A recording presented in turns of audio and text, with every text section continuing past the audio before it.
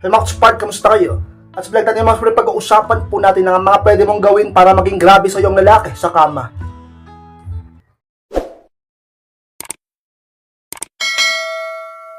At kung handa na kayong lahat, magsarap po tayo at muli, be inspired!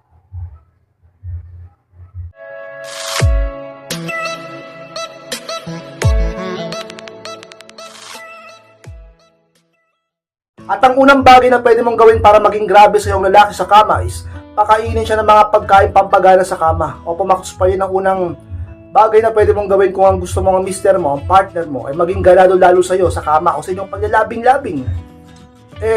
Ka-inspired, wala kaming idea, hindi namin alam kung ano yung mga bagay o pagkain na pwede namin ipakain namin sa asawa namin, sa partner namin.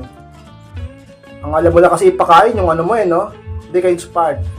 Nag-search na rin ako tungkol dyan para sa inyo.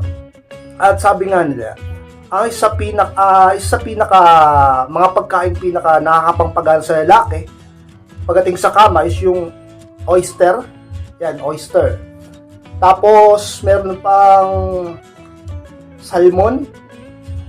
At nakita ko din na pampagana rin sa aming mga kalakihan yung kapag may sili, yung pagkain, yung maanghang. 'Di ba? Pero din mga prutas na pampagana sa lalaki pagdating sa labing-labing o sa kama upang mas lalo siyang maging grabe sa iyo at mas lalo ka maging maligaya sa kanya. Yun ay ang pakwan.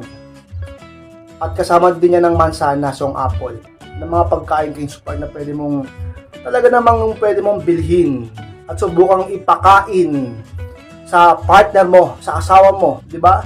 Hindi kung ano-ano yung pinapakain mo. Kaya minsan nabibilao ka niyan ka-inspired, maniwala ka sa akin. Yung mga eksperto na nag-aaral dyan, base na yun sa pag-aaral, subok na yan. At sa tingin ko, yung pinaka-effective ito, yung oyster. Kasi nakakain ako nun dati, parang iba yung naging pakiramdam ko yan, subukan mo lang. Wala namang masama kung susubukan, di ba? Mga pagkain naman yan, prutas naman yan. Malay mo naman tumalab. O pag tumalab, edi bakbaka na yan. Edi mas talo ka magiging maligaya. Lalo kayong sasaya. So yun sa mga bagay na pwede mong gawin, sikreto upang isang lalaki ay mas lalong ganahan sa'yo, mas lalong maging grabe sa'yo sa kama sa inyong paglalaping ka-inspire. At ang pangalawang bagay na pwede mong gawin para maging grabe sa iyong lalaki sa kama is subukan mo nang matulog o magpahinga bago kayo maglabing. Yan ang pangalawa dyan ka-inspire na tips ko sa inyo upang mas lalong maging ganado kayo at mas lalong maging grabe kayo pagdating sa inyong labing-labing, diba, o sa kama. Iba pa rin kapag may pahinga.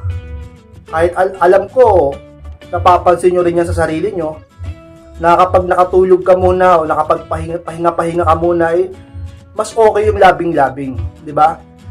Kaysa naman yung pagod na pagod kayo, galing kayo sa trabaho, sa mga gawain, stress kayo, di ba? Galing kayo sa initan, marami kayong ginawa, pawisan kayo, etc. na hindi okay yung pakiramdam dahil pagod.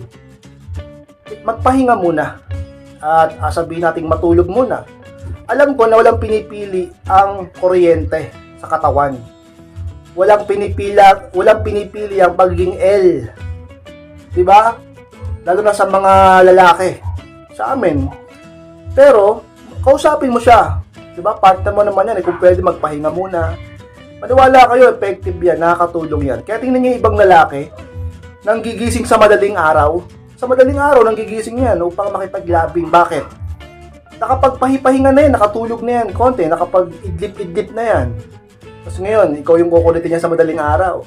O ninyo sa umaga, grabe mag-erect, di ba? O talagang tumatayo yung junjun niya sa umaga, pagising pa lang, kasi nakapagpahinga. Yung iba nga, naglalabing pagkagising ng umaga Kasi mas ganado, mas malakas yung katawan, nakapagpahinga. Kaya lang mga tip ko, isa sa mga tip ko sa inyo, bagay na pwede nyong gawin upang mas lalong masarap ang inyong paglalabing-labing na tang lalaki ay mas lalong maging grabe sa inyo, sa iyo, sa kama, ka-inspire. At ang pangatlong bagay na pwede mong gawin para maging grabe sa iyong lalaki sa kama is huwag maging masungit. Yan ang pangatlo ka-inspire. O pumak-inspire, yan ang pangatlong mapapayo ko sa inyo. Tips ko sa inyo, huwag kang maging masungit. Bakit naman ganon ka-inspired? Sapagkat ka-inspired, kapag ang isang lalaki, hindi mo siya sinusungitan, hindi mo siya masyadong tinatarayan, hindi mo siya laging inaaway, hindi mo siya tinotoxic. Maniwala kayo sa akin, mas lalong magaganahan yan sa'yo. Paano gaganahan yan sa'yo kapag ganyan ang ugali mo? Masungit ka masyado, ang pangit ang ugali mo. Ang pangit mong makisama, makiusap. Diba? Oo, may mga naglalabing-labing pa rin pag ganyan. Iba-iba tayo ng trip eh. Trip-trip lang yan eh. Yung ibang magkapareha, yung ibang lalaki, gusto niya, nilalabing-labing niya yung partner niya kapag galit. Maraming araw na buong bata dyan, after mag-away, lalabing. Pero, maniwala ka sa akin, iba pa rin kapag chill, pag relax. Pag yung babae is babaeng babae. Pag yung babae, sabihin nating hindi masungit at mahinhin. Diba? Iba pa rin eh. Iba pa rin yung dating kasi nararamdaman lalo ng lalaki yung masculine energy, yung pagiging dominant niya sa'yo. Diba? E paano mararamdaman ng lalaki yung pagiging masculine energy niya at ang pagiging dominant niya sa'yo at lalaki niya kung napakasungit mo? Nakakabawas siya ng gana. Nakakababa ng testosterone level. Talaga naman sapagkat nai-stress siya. Paano tataas yung libido niyan sa'yo? Nai-stress. Eh kung hindi siya nai-stress dahil di ka masungit, tapos malambing ka pa, 'di ba? Inasikaso mo siya, okay kang kausap, masunurin ka, di ka sakit sa ulo, tapos inaalagaan mo siya, tapos malandi ka pa sa kanya, inaakit mo pa siya, eh di mas lalo na. Sa mga bagay na pwede mong gawin, laging tandaan, huwag kang maging masungit sa partner mo o sa asawa mo, sa mister mo. 'Di ba? Sa lalaking mahal mo upang siya ay laging talaga namang ganahan lalo sa'yo. At laging maging grabe sa'yo pagdating sa kama ka-inspire. At ang pang-apat na bagay na pwede mong gawin para maging grabe sa iyong lalaki sa kama is maligong mabuti at maging mabango. Yan ang pang-apat kay Inspire. Isa sa pinakamahalaga na pwede mong gawin. Alam nyo, mas gustong-gusto naming mga kalakihan yung ganyan.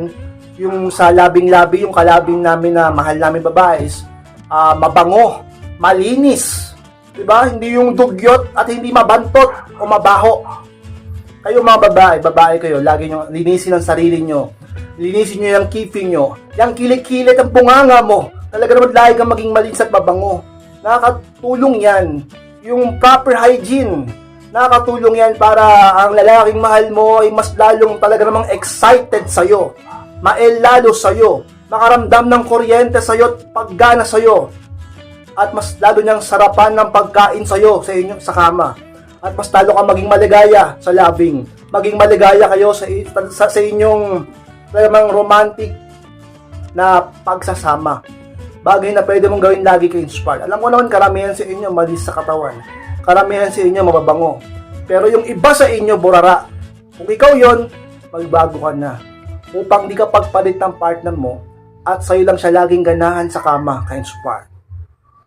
At ang malamang bagay na pwede mong gawin para maging grabe sa iyong lalaki sa kama is sarapan ang paghalik sa kanya sa mga bagay na talagang sikreto ka-inspired upang ang isang lalaki ay umandar ang makina sa kanyang katawan at lalo mag-init sa'yo, makaramdam ng kuryente at pagkael sa'yo at mas lalong grabe sa'yo pagdating sa kama. Alam nyo, ang paghalik, ang isa sa mga talagang napaka-romantic na bagay na pwedeng gawin na magkapareha. Ang paghalik, isa sa talagang nagbubukas ng lagusan upang kayo ay magsimulang magdigmaan ka-inspired. Sarapan mo sa paghalik. Diyan mas lalong nagsisimulang ganahan yung lalaki. Diba? Iba-ibang klase ng paghalik. Ayoko ituro sa inyo. Basta iba-iba yan. Kaya dapat matuto ka dyan. Hindi yung iba, yung ibang babae, pansin ko lang ha. Ilang taon na, anong edad na. Tagal lang nabubuhay sa mundo. Hindi pa marunong humalik ng tama. Diba? Kailangan na pinapractice yan. Marunong ka dapat humalik. Masarap ka dapat humalik. Baka sabihin ng iba, ka-inspired, turuan mo nga kami. Diba? Kaya nyo yan, mag-search kayo sa YouTube. O sabi natin sa Google. Magtanong kayo sa mas nakakatanda sa kaibigan yung bihasa. Diba? May mga kaibigan kayong ang dami na experience eh. Baka yung best friend mo. Dalubhasa na yan. Hindi kang magpaturo. Diba? Sa BFF mo. Na babae hindi sa lalaki para magulat yung partner mo na sarap mo lang humalik ngayon. Mas lalong gaganahan sa'yo yan. Totoo yan. Kahit naman ikaw ginaganahan ka pag nasarapan ka sa halikan eh. Ang sunod nga niyan, hipuan, hubaran, di ba? Leeg na, tenga na, ganun yan. Minsan nagsisimulan sa masarap na halikan. Masarap na halikan. At ang lalaki ay mas lalo magiging grabe sa'yo pagdating sa kama sapagkat ka-inspired nasimulan mo. Ang alin? Nasimulan mong painitin siya sa pamamagitan ng iyong masarap na halik ka-inspired. At ang pangalan na bias na pwede mong gawin para maging grabe sa iyong lalaki sa kama is iwasang manggigil sa inyong paglalabing. Yun ang pang-anim ka-inspired. Bakit naman ganun ka-inspired ang tip mo sa amin? Iwasang manggigil, di ba? Minsan, hindi man maiwasan yan. Alam nyo mga ka-inspired, kapag masyado ka nang gigigil sa inyong paglalabing-labing sa kama ng partner mong lalaki, medyo mawawala ng balance. Dapat, chill lang, kahit pa paano, relax lang. Huwag yung gigil kasi nakakabawas ng gana yun eh. Tsaka nakakasira ng diskarte sa lalaki. Tsaka babae ka. Huwag masyadong manggigil. Sabi ng iba kayo, hindi naman mapipigilan yan. Hindi naman maiiwasan manggigil eh. Oo nga, pero sigapan mo pa rin na dalhin yung sarili mo at kontrolin yung sarili mo sa abot ng inyong makakaya. Kung gusto mo talaga na mas maging masarap ang inyong paglalapin, maniwala ka sa pinakamasisira dyan, masisira yung diskarte ng lalaki. Kasi gusto niya, siya yung talagang leader sa kama. Siya yung talaga namang dominante sa kama. Paano niya magagawa yun kung masyado kang gigil? Diba? Hayaan mo yung lalaki na talaga namang dumiskarte din. Maging mahinahon ka, babaeng babae, magpasakop ka sa asawa mo, sa partner mo, sa Mr. Ram, upang talaga namang mas maging masarap ang inyong paglalabing. Siya ang gawin mong kapitan, general, pagdating sa inyong paglalabing-labing ka-inspired. At ang isang lalaki ay mas talong magiging grabe sa iyo pagdating sa kama. Magiging maligaya kayong dalawa ka-inspired. At mapitong values na pwede mong gawin para maging grabe sa iyo ang lalaki sa kama is sumubok ng ibang posisyon. Yan ang pampito at pinakahuli ka-inspired. Kailangan, paminsan-minsan, hindi kayo paulit-ulit ng posisyon. Dapat, nagka-try kayo ng panibagong posisyon, di ba? Kasi paano mas lalo magiging grabe sa iyo kung nagsasawa na siya, ulit-ulit yung posisyon niyo. Sabi na naman baka sabihin ng lalaki kay inspired. Pare, yung misis ko kasi paarte. Yung misis ko di marunong, matigas ang ulo. Kaya kayo mga kababaihan, kayo mga babae, pagdating sa kama, sa labing-labing, huwag masyadong matigas ang ulo nyo sa mister nyo. Maniwala kayo, malaki ang impact niya sa isang relasyon. Pag yan hindi masaya sa inyong paglalabing-labing, malaki ang posibilidad baka matukso yan sa iba.